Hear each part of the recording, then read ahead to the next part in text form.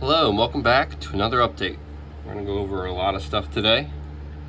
We're going to go over the situation with Arctic ice, look at Canadian wildfires that are presently exploding. We're going to look at historic Hurricane Beryl and some June highlights. Run a little behind. So if you're new to the channel, welcome. We got about 90 new subscribers since my last video. Thanks everyone who shared that. Had a goal of 1,000 views, got up to 2,000. So feel free to like this video and subscribe to the channel. There's a tab in there in the about section if you feel like donating. But we're gonna look here, so pay attention to these little dots of open water from the last video. And this is the Danish Meteorological Institute data, by the way, and we'll unpack that briefly in a second. So pay attention to these and the kind of blue ice here. Now flash forward to today, and here's the scale, by the way. 4 meter thick ice is in the red. This yellow orange is about 3.5. Green is between 2 and 3. Then we go down to light blue. Darkest blue is about 1 meter thick, and then 1/2 meter thick ice is the purple. So you'll notice, I'll go back to the old video one more time. A lot of this blue, some green, and then these small pockets right there. And then we go to today, and very different. A lot of open water in the Laptev, a lot of open water here. Hudson Bay is almost entirely ice-free. Oh, and one more thing I keep forgetting to mention. The volume meter measurement is at 10,000 cubic kilometers at the end of May. Go back to today, it is now under 5,000 kilometers. So it's lost about half its volume in 40 days. That's a huge drop. And I know a lot of people prefer to look at volume over extent. I prefer to look at both of them.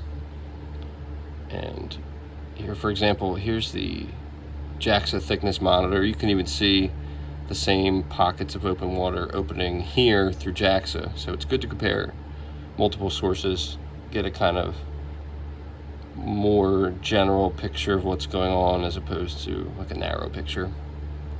So looking at extent, right now we are 7th lowest on record. Tilt this a little bit. Okay, so 7.52 million kilometers squared. And the only years that are presently below us are 2019, 2016, 2011, 2012, 2020, and 2021. Now, 2020, this year right here, happened to be the lowest period of extent for a brief period of time before 2012 takes that record back right here.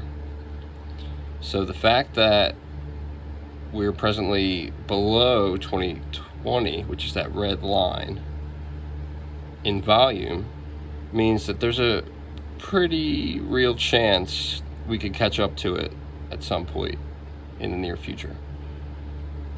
So, again, briefly, because there's a lot to go over still, I'll compare every year. You can see the early 2000s, there's no comparison until you get to about 07 maybe. Then we're kind of close. It's not until 2011 that there's a year lower than we are presently. 2012 is lower, but we might be able to sneak under that before that major decline on the 23rd. We'll just do one at a time. We're above 13, we're above 14, we're above 15. 16 is in our sights.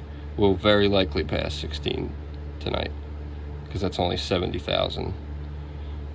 And we've been on a streak, I'll get to that shortly, of 100K drops. We're above 17, we're above 18, closing in on 19 as well. And then 20 and 21 are the only one lower than us.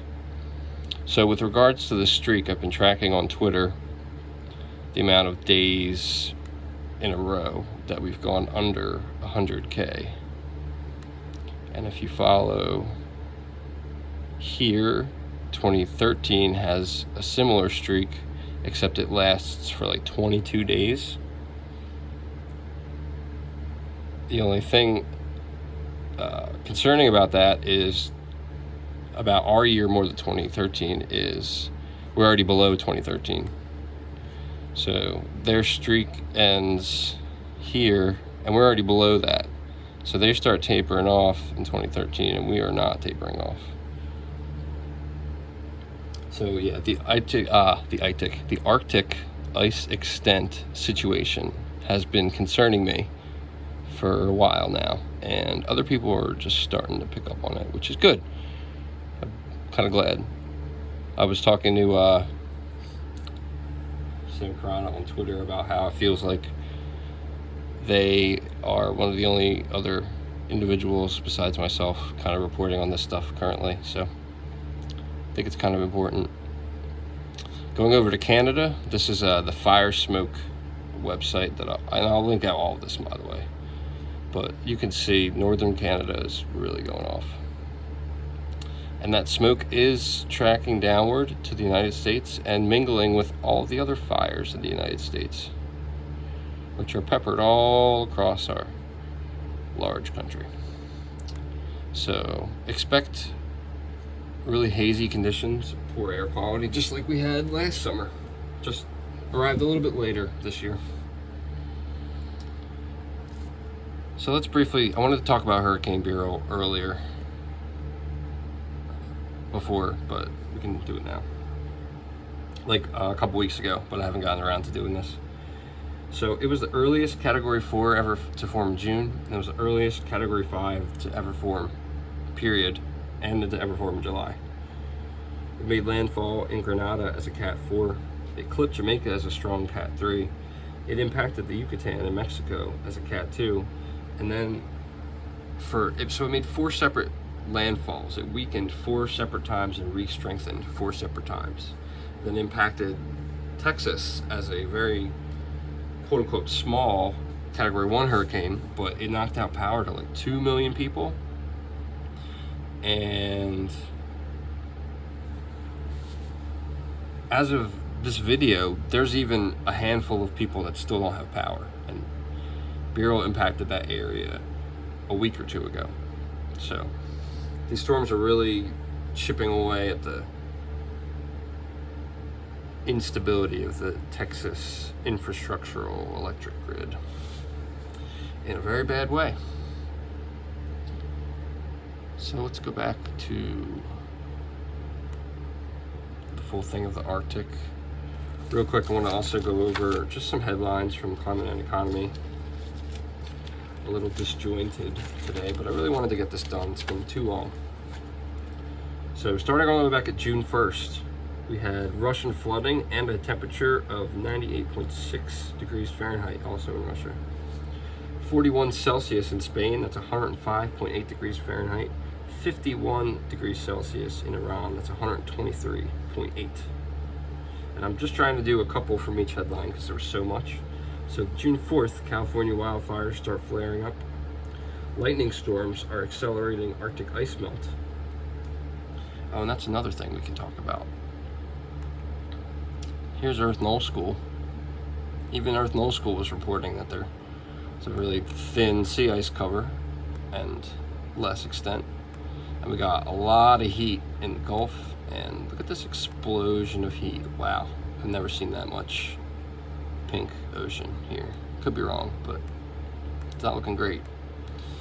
That La Nina is looking weaker and weaker. That's a concern. The reason I flipped to Null School is, look at this. If it'll load, it might not load. If it doesn't load, we'll just abandon the project. So if you look on the wind section of Earth Null School, and I'll link in the YouTube video when I post this, there seems to be a small storm right here in the Arctic, and those kind of storms spin and churn up the ice and allow it to break up faster. So that's also bad news for the Arctic. Okay, back to June 4th. Forest fires in Cyprus. Niger hit their June record for temperature. It's 46.4 Celsius, 115 degrees Fahrenheit. 15 deaths from Sri Lankan floods and landslides. Hottest day in climatic history for Palau, and that's in the Pacific Islands, of 35.6 C, 96 degrees Fahrenheit. Moving to the June 6th headlines, each of the last 12 months was warmest on record. And I believe July will be probably the 13th, right? Or 14th, I should say. June was the 13th. Had the warmest May on record in Ireland. Deadly flooding hits the Danube.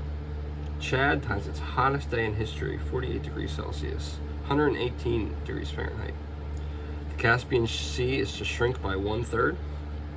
Bengaluru goes from driest April to wettest June day on its record. The death toll from the disastrous Brazil floods that we've already forgotten about, that flooded a city for like a month, rises to 172 people. 95 degree Fahrenheit in Hudson Bay, Canada, and that's pretty indicative because there's 0 ice there now. Flores in Guatemala hit 42 degrees Celsius, it's 108 degrees Fahrenheit. From June 8th, Egypt hit a new temperature record of 50.9 degrees Celsius in Aswan. That's 123.6 degrees Fahrenheit. Cyprus hit its highest June temp, 44 Celsius. It's 111 degrees Fahrenheit. Record sea ice loss for the Hudson Bay. We've already talked about that. And then we'll move to the June 11th headlines. Greece and Sicily are burning. Oh, sorry, they're in drought. Greece is still burning, though. It's still a fact. Greece, Sicily, France, Spain, and Australia. Both droughts and severe flooding. So you got Greece and Sicily with severe droughts, France, Australia, and Spain with severe flooding. Thousands of dead fish pile in drought-stricken lagoon in Mexico. Highest June temperature for Tarapoto, Peru, which is 36.1 Celsius. It's 97 Fahrenheit. And 86 Fahrenheit in Siberia near the Arctic Circle. So June 13th, we got wildfires in southern France and Turkey. Earliest heat wave on record in Greece. 48.8 Celsius in Algeria, it's 119.8. 37.3 in North Korea, that's 99.1. 152 different stations in China hit a temperature above 40 Celsius. Bolivia has a 37.1 degrees Celsius temperature, it's 98.8. Northwestern Mexico hit 49 Celsius, which is 120.2. South Florida receives 20 inches of rain in 24 hours. Explosive, damaging rainfall. June 15th, record rainfall batters the United Kingdom and France. Crops are going to lead to price hikes. 44 Celsius in Milos, Greece, plus wildfires there. 38 Celsius at 3 in the morning. That's 100 degrees overnight. 47.8 C in Jordan. The Himalayan region, there was landslides leading to 10 deaths. And now we've moved up to 191 stations above 40 degrees Celsius in China. 35.9 degrees Celsius in Kyoto, Japan, plus severe flooding in Okinawa. Severe flooding in Chile and Honduras. 51.9 in Mexico and El Cubil, that's 125.4 degrees Celsius. It's all from one headline. All right, and then we'll move to June 18th. Reports that June 13th was the hottest June day globally. The global average was 16.80 Celsius, 62.3. It's the hottest June global average day. 40 C in Russia. Taiwan hit its first June day above 40 C. Paraguay hits 38 degrees Celsius. That's 100 degrees in winter. Ecuador has a landslide that kills 8 people. 13 deaths in El Salvador flooding. We'll move to June 20th. The pilgrimage, the Hajj death toll tops 900 people.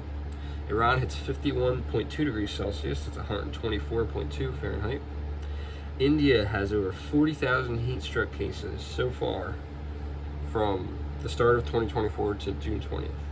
New Delhi hit 95 degrees Fahrenheit overnight. 9 dead in Chinese floods, 15 killed in landslides, millions displaced in flooding throughout India and Bangladesh. South America is experiencing a winter heat wave. 37 Celsius in Paraguay, it's 98.6 Fahrenheit. Chihuahua, Mexico, which is 1,500 meters above sea level, it's almost a mile, hit 43.1 Celsius, 110 degrees Fahrenheit. Tropical storm Alberto, which seems like forever ago now, floods Texas and Mexico. And Algeria ties its hottest June day at 49.6 Celsius, 121.3. A couple more days of headlines to go over. June 22nd, what am I talking about? Historic flooding kills 47 in China. Thailand hits a 39 degrees Celsius, 19 deaths in El Salvador rains. Mexico ties the reliable hottest temperature in its history, 52 Celsius, 125.6 Fahrenheit. 35 Celsius in parts of Canada, flooding in France and Switzerland. 11 deaths in southeast Turkey, wildfires, plus their hottest June day was tied at 47.8 Celsius, 118 degrees Fahrenheit. Overnight in Bahrain was 98 Fahrenheit, 51.7 Celsius in Kuwait, that's 125. June 25th, 2 deaths in the Midwest United States flooding. Again, that feels like forever ago that those dams were failing, and now there's more dams failing. 2024, one of the most active tornado seasons on record, and that continues with more storms in Chicago over this week.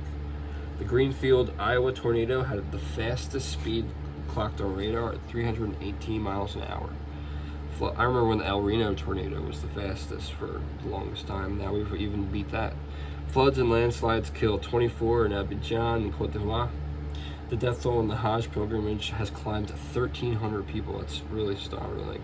53 Celsius in Kuwait, that's 127.6 degrees. These are really unlivable temperatures without air conditioning. 8 deaths in central province of China landslide. South Korea hit its warmest recorded June. Got 2 more headlines. June 27th, or 2 more dates. One of the Great Barrier Reef's worst coral bleaching events. 97% of the north of the reef was bleached. It's really sad.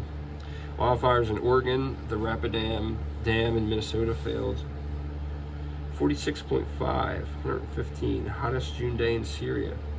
Heat deaths in Pakistan and Karachi, top 568 just in the last few weeks. The world's headed for food wars. It already has food wars. 14 deaths in Nepal landslide. China hit 50 Celsius. Brazil hit 100 degrees Fahrenheit in their winter period.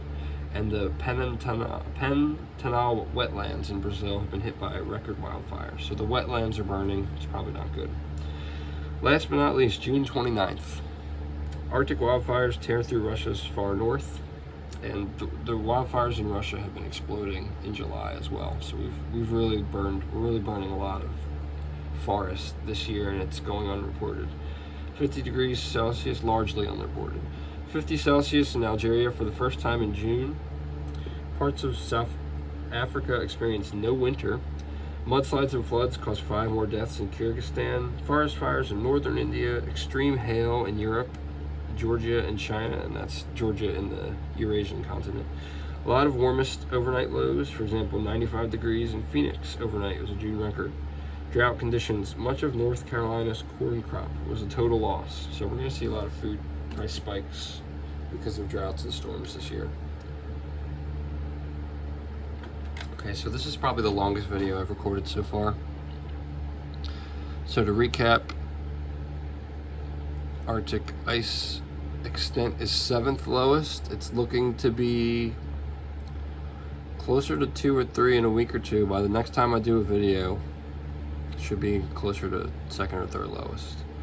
And extent, or volume, excuse me, will be closer to 7,000 cubic kilometers, not 10. So we're really closing in on losing all the volume, which would lead to a loss of all the extent. So we'll have to see how that goes in the next few weeks.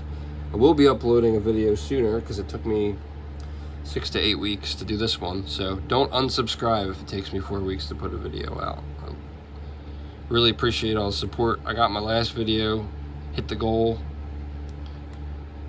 of 1,000 views. It doubled that. So if we can get this one to 1,000 or 1,500 and share it amid all the other chaos going on in the social media world, that would be awesome.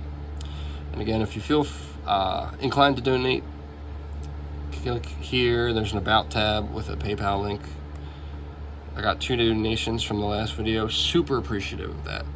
Thank you so much to those individuals, and I'm always grateful for the support, even if it's $5-10. Really could use that for food at the end of a paycheck. So Thank you all for tuning in, and we'll see you next time. Stay safe.